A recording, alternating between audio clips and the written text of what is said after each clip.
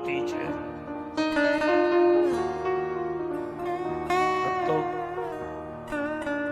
આ જગતમાં ઘણી બધી વસ્તુઓને માટે એવું કહેવાય કે આ મંગલકારી છે, પણ એ મંગલકારી ક્યારે બને છે? વાણી મંગલ રૂપિણી ચ હસિતમ યસ્તસ્તિ વે મંગલમ નેત્રે મંગલ દે ચ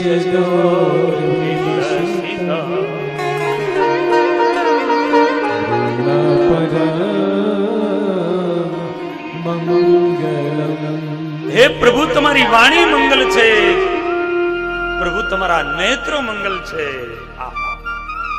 પ્રભુ તમારા હસ્તકમલ મંગલ છે. સારી એ મહારાજની મૂર્તિ એ મંગલકારી છે. અને આ જગતની અંદર જેને જેને મહારાજનો યોગ થાય છે, અરે જે પદાર્થ પણ મહારાજના યોગમાં આવે છે, મહારાજના યોગમાં જે પદાર્થો આવે છે એ પણ મંગલકારી બની જાય છે.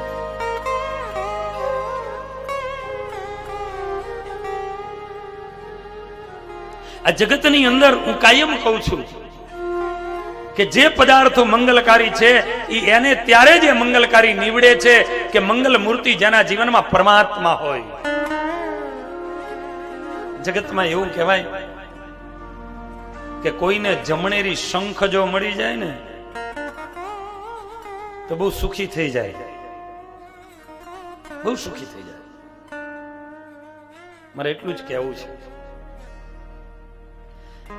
જમણેરી શંખ મંગલકારી જરૂર છે, પણ એ મંગલકારી ક્યારે બને? ક્યારે બને? એ જમણેરી શંખ જો મંગલકારી અને ધનવાન અને લક્ષ્મીવાન તમને બનાવી દેતા હોય તો મારે એટલું કહેવું છે કે જેને એ મળેલો શંખ સમુદ્રના કિનારે રહેલો એ ખારવો, એને ખબર જ છે કે આ જમણેરી છે, એને ખબર જ છે. એ 5-10 હજારમાં તમને આપી શું લેવા દેવા? એ એના ઘરે લઈ જઈને કાયમ દૂધનો અભિષેક ન કર્યા કરે અને એની અંદરથી એ સંપત્તિ ન મેળવા કરે. જમણેરી શંખ શુકનવંતો જરૂર છે, મંગલકારી જરૂર છે, પણ એને મંગલકારી બને છે કે જેના જીવનમાં મંગલ મૂર્તિ મહારાજ હોય અને એને એ પ્રાપ્ત થાય તો એની માટે મંગલકારી છે. આ જગતમાં મંગલકારી એ મારા મહારાજની મૂર્તિ છે, પરમાત્મા જેના જીવનમાં છે એની માટે મંગલકારી થાય છે. ઘણા લોકો એવું કહે એકાંશી શ્રીફળ મળી જાય, શુભ ને શુભ થઈ જાય. નાંગેર પ્રદેશમાં ઘણા એવા બગીચા કે એકાંશી જ નકરા થાય, એ નાંગેર વાળા બેઠા છે એકાંશી થાય, પણ એ શ્રીફળ જેને કદાચ મળ્યું હોય પણ એના જીવનમાં જો મંગલ મૂર્તિ મહારાજ હોય ને તો જે મંગલ કાર્ય એના માટે નીવડે છે. આજે જગતમાં એવું કહેવાય કંકુ બહુ મંગલકારી છે, એટલે તો મહારાજે આપણને બધાને આપ્યું છે. રાધા લક્ષ્મી યુક્ત પ્રસાદીનો એ કંકુનો કુમકુમનો ચાંદલો કરવો જોઈએ.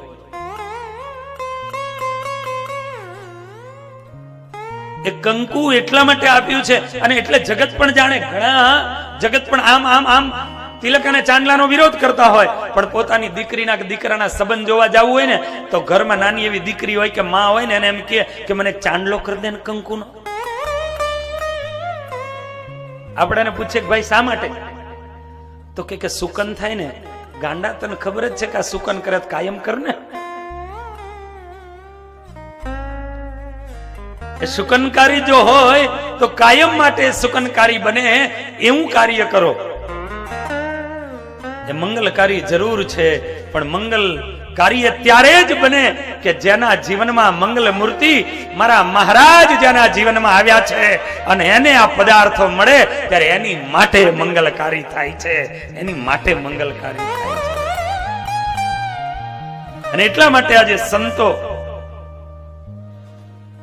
ગાન કરે અને એ સંતો ગાન કરતા કહે વાણી મંગલ રૂપિણી વાણી મંગલ રૂપિણી ચ હસિતમ યસ્તસ્તિ વે મંગલ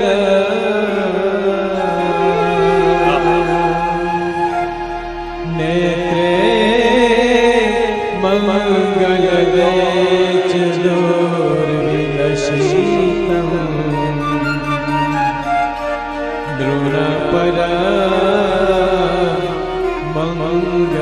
હે મહારાજ, હે અનંત બ્રહ્માંડ ના અધિપતિ, હે પુરુષોત્તમ નારાયણ, તારી વાણી મંગલકારી છે.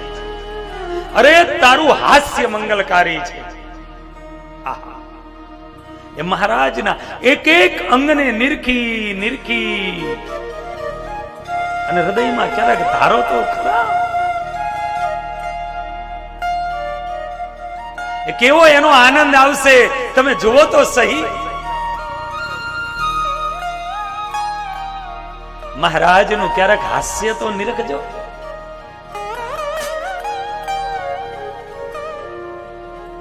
મહારાજની દંતની પંક્તિનું ક્યારેક ધ્યાન તો ધરજો. મહારાજની વાણી મંગલકારી, મહારાજની દંતની પંક્તિ મંગલકારી. અને કેવી એ મંગલકારી એ બુંદેલખંડની ધરતી, જ્યાં ક્રાંતિ